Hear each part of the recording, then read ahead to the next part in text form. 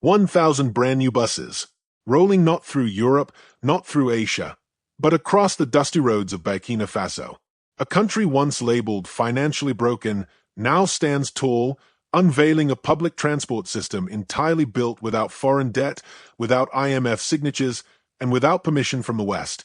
Just yesterday, these streets were lined with empty promises and overpriced taxes. Today, they echo with engines that hum the tune of sovereignty. At the center of it all, Ibrahim Traoré, a young leader who dared to say, "We will do it ourselves." In a world where African independence is often delayed, denied, or outsourced, what happens when one of the world's poorest nations takes the wheel? Stay with us, because this isn't just another story. It's the future our ancestors dreamed of. Subscribe and stand with us for an Africa that will never bow again. This is the story of how a fleet of buses became more than transportation. It became a national signal that the era of waiting is over, that sovereignty can be measured in kilometers, that when Africa moves by its own strength, the whole world watches in awe. It happened on a Tuesday morning, one no Burkina will ever forget. The streets of Ouagadougou, the capital, fell silent. Flags in red and green danced gently in the early breeze. Then came the sound, not of speeches, not of promises, but of engines. Row after row, kilometer after kilometer, 1,000 buses rolled in. Brand new, painted in national colors, not one bearing a foreign logo. The people had heard rumors, but no one truly believed it until they saw it. Some cried, some filmed with shaky hands. Others simply stood, mouths open, watching the future arrive on wheels. Amid the fanfare, President Ibrahim Traoré did not take the grandstand. He stood among his people, speaking only a few sentences. No declarations of victory. No talk of legacy. Just this: we have proven that discipline and work are worth more than foreign promises. And just like that, he walked away. In a continent where many leaders celebrate with fireworks before delivering anything of substance, Traoré's silence thundered louder than any anthem. He let the buses speak for him. Engines replacing applause. Deliveries replacing declarations. It was a style unseen, a leadership of restraint, built on facts, not fiction. Within 3 days, everything began to change. The air in Ouagadougou felt different, less tense, less weary. Bus stops, once symbols of frustration and delay, became places of anticipation and hope. Journeys shortened. Schedules tightened. Employees showed up on time. Children arrived at school without the stress of missed taxes or long treks on foot. And in the markets of Bobo-Dioulasso, the rhythm shifted. Street vendors opened earlier. Mechanics were in demand. Petrol stations saw long lines.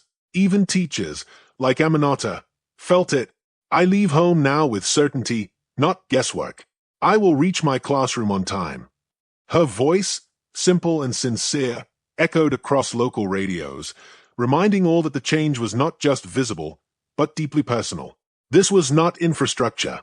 This was dignity, restored, rolled out on wheels. Those 1,000 buses did more than connect towns.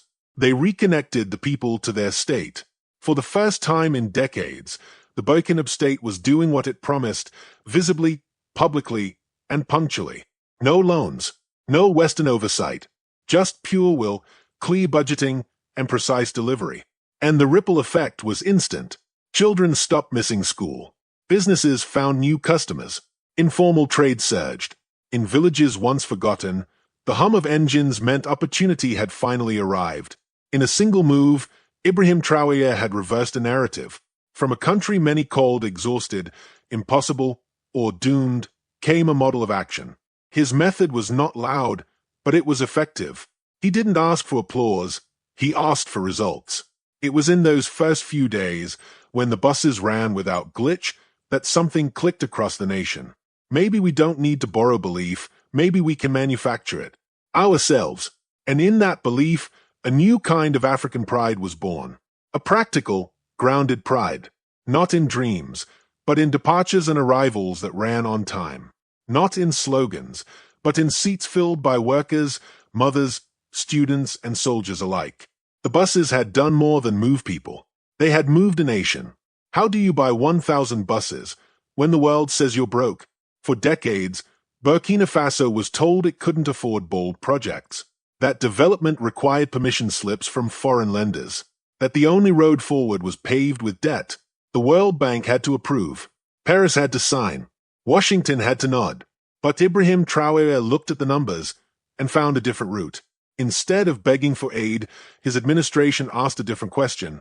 What do we already have? The answer was twofold: gold and cotton, two of Burkina Faso's richest natural resources. For years, their profits had flowed outwards, extracted, exported, and exiled to foreign banks. Now, for the first time, they would be redirected inward. The country's own wealth would fund its own transformation. There were no international loans, no IMF conditions, no foreign signatures. The buses were fully financed by domestic public funds. Not a single cent owed to a foreign creditor. No debt traps. No hidden strings. Western observers were stunned. Some refused to believe it. French media accused the government of hiding loans or striking opaque deals with China. But Traoré's administration was ready. Every contract had been reviewed by the National Parliament. Every clause made public. Every transaction verified by the state's audit office. Nothing was hidden. Nothing borrowed. Even the manufacturing deal was different. Instead of relying on Western middlemen, Burkina Faso dealt directly with the Chinese producer. No consultants, no cuts, no kickbacks. This eliminated unnecessary fees and kept costs under control. More importantly, it allowed for something rare: transparency. Each bus cost between $80,000 to $90,000. In total, about $90 million was spent or reinvested into the local economy. The payments were made in Burkina Faso's own currency, strengthening the national franc. This wasn't just frugal. It was strategic. By paying in local currency and funding everything through export revenue, Traoré's government avoided interest payments altogether. That money, millions of dollars, stayed inside the country. The impact? Over 6,000 jobs created, directly and indirectly. Drivers, mechanics, ticket inspectors, security guards, maintenance teams, and beyond that, vendors, fuel distributors, and spare part dealers. A whole ecosystem was born. And unlike past projects, where foreign contractors left once the ribbon was cut, this time the work continued at home. A portion of the funds was allocated to setting up local training schools, where Burkina youth could learn mechanical and transport management skills. The goal? Not just to buy buses, but to build a workforce. This wasn't charity. This was architecture. Economic architecture. Ibrahim Traoré didn't want a parade. He wanted a system. He knew his country had been underestimated, but he also knew that sovereignty wasn't just political, it had to be financial. And to achieve that, Burkina Faso had to break away from the debt-based model. In doing so, they did more than buy buses. They launched a proof of concept. A nation, classified among the 10 poorest on Earth, had financed a complex logistics project, start to finish, using only its own tools, without begging, without borrowing, without bowing. And this, in a continent where debt has long been weaponized, was revolutionary. This was not just news. It was a declaration. A new kind of African news, not of aid received, but of autonomy achieved. The buses didn't just run. They reshaped life. In the weeks following their launch, Burkina Faso witnessed something extraordinary, not in speeches or ceremonies, but in everyday routines. At the surface, it was just public transport. But at its heart, it was a system of dignity. Aminata, a school teacher in Bobo-Dioulasso, became one of the faces of this shift. For years, she had waited under the harsh sun, often late for class, sometimes paying more for a taxi than she earned in a day. But now, she steps into a clean, air-conditioned bus, on time, with her head high. Around her, other teachers chat, students laugh, uniforms are crisp. This is not luxury, it's respect. With buses running on schedule, everything else began to align. Parents could plan. Children could sleep a little longer. Appointments were kept. Deliveries arrived as promised. A rhythm returned to life. Shops near new bus lines reported sales increasing by 15%. Street vendors found steady customers. Fuel stations, mechanics, and food stalls experienced a revival. In the words of one merchant in Banfora, "Before, we waited for people to pass. Now, They come every hour. And then there was the impact on education. In areas served by regular bus lines, school attendance jumped. Tardiness dropped by over 20%. Students who once arrived tired and stressed now entered classrooms refreshed, ready to learn. Across government offices, a forgotten skill returned: punctuality. Meetings began on time. Public employees traveled efficiently. Even inter-regional coordination improved, as administrators in distant provinces could now meet without the delay of unreliable transport. This was no longer about buses.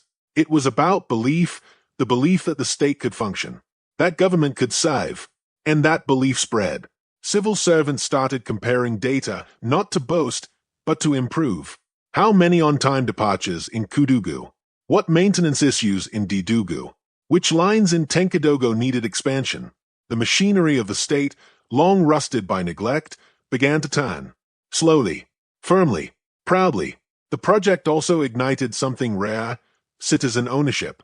Communities formed neighborhood committees to clean bus stops, plant trees around terminals, and monitor bus safety.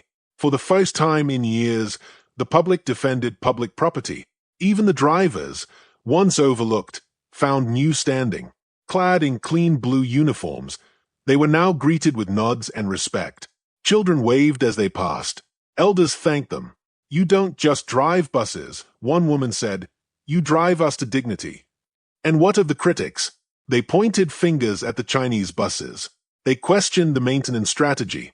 They warned of economic dependency. But the buses kept running. The children kept arriving. The salaries kept landing on time. The people didn't need theories. They had receipts. In 2 short years, the transport sector's share of GDP rose from 1.2% to nearly 4%. The state reported a 35% cost recovery rate through ticket sales, unheard of for African public services. And the Burkina franc, once weak, began to find stability, boosted by domestic transactions and local confidence. A revolution doesn't always announce itself with flags and flames. Sometimes it arrives quietly, on time, every hour, every route. And with every engine, every departure, every arrival, the idea of what an African state could be began to change. What does sovereignty sound like? In Burkina Faso today, it sounds like a bus engine, steady, punctual, local.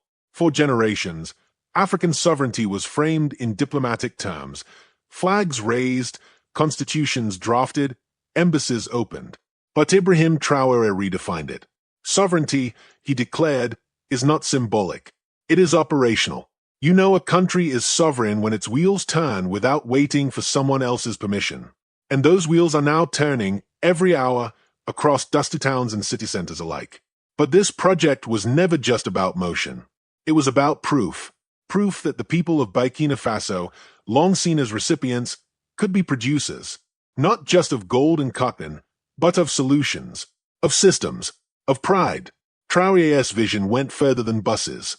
Quietly, months before the public launch, he had signed a contract to transfer an entire assembly factory onto Burkina soil.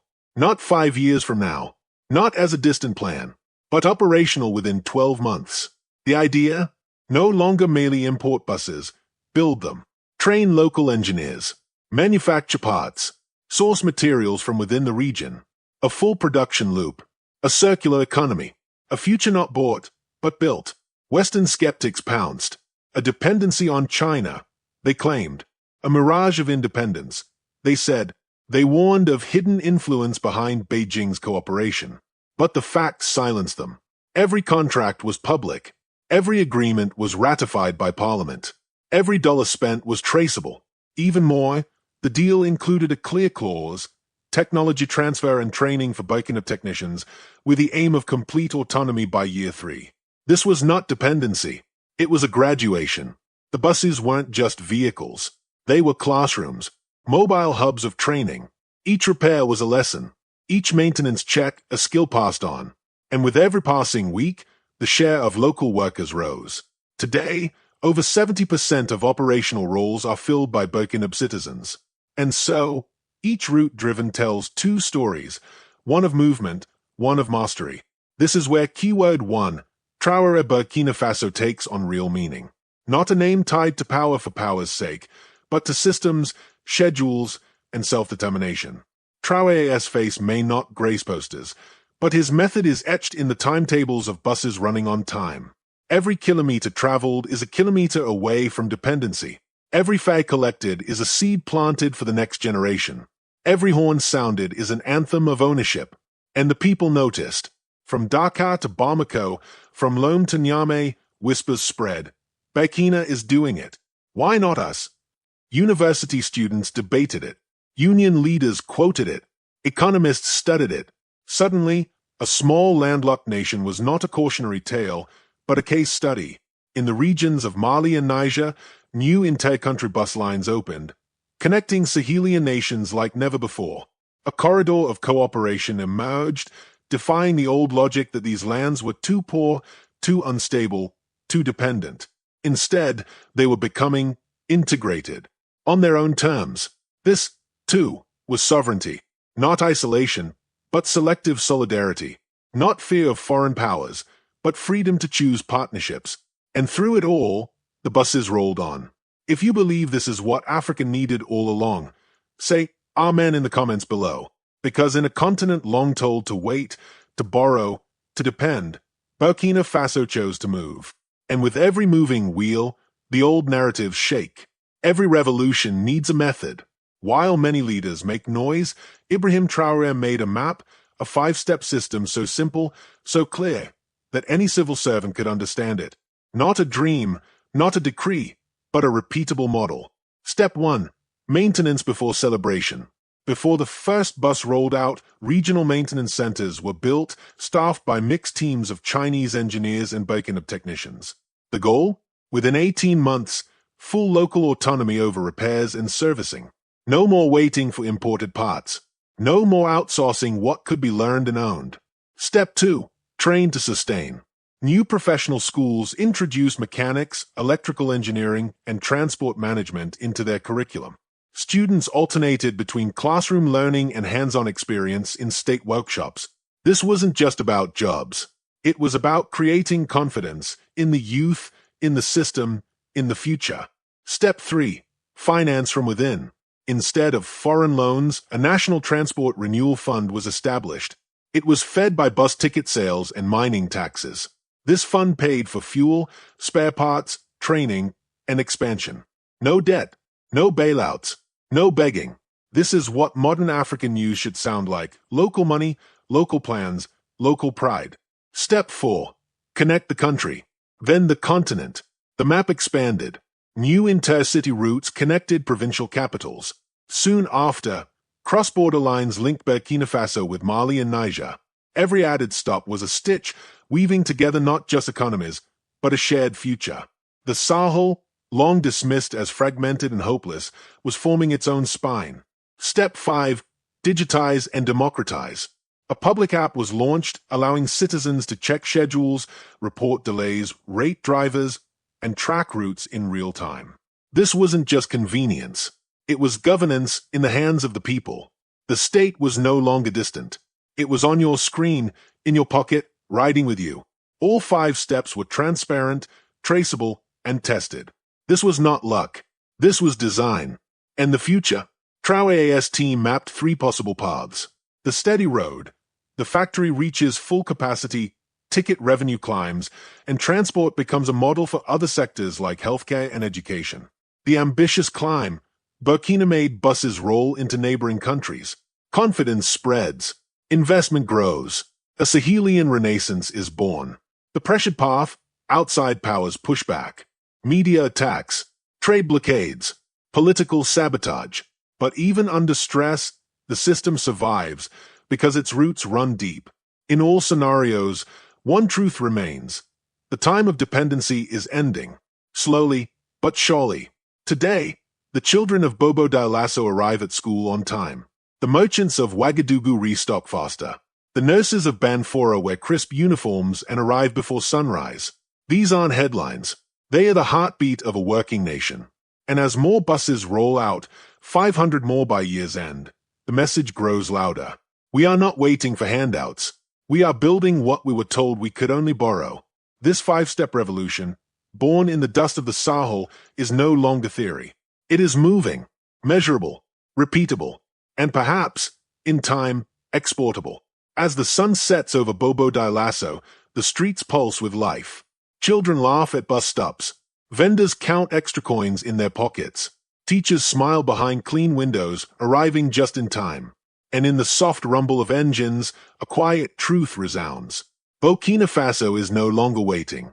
Gone are the days when the state was an idea, distant, delayed, abstract. Today, it moves, on four wheels, in every direction, led not by speeches, but by schedules, not by loans, but by local labor, not by hope alone, but by action. And at the heart of this movement is not a miracle, it is a method. Ibrahim Traoré did not promise a golden age. He offered a timetable. He offered a plan. He offered proof. 1,000 buses, built without debt, maintained with discipline, trusted by the people they serve. And through this project, the Burkina have rediscovered something long buried beneath colonial debt and broken promises: dignity. Aminata, the teacher, no longer dreads the morning. She steps onto the bus in her uniform, looks out the window, and whispers, "This is our country, and it's moving again." This is not just about Burkina Faso. It is a call to the continent. What if Africa stopped asking for permission to rise? What if sovereignty was not declared, but delivered every day, on time? If this story moved something in your chest, don't scroll past. Like, share, speak, subscribe, because they hid our history long enough. Let's speak our future out loud. Say it in the comments. New Africa, Burkina proves it. Buses of dignity, Africa rises daily. Because this isn't just a transport story. It's a blueprint for sovereignty, for systems, for self-worth. And now the question is yours. If a landlocked, war-stricken nation can turn engines into empowerment, what's stopping the rest of us?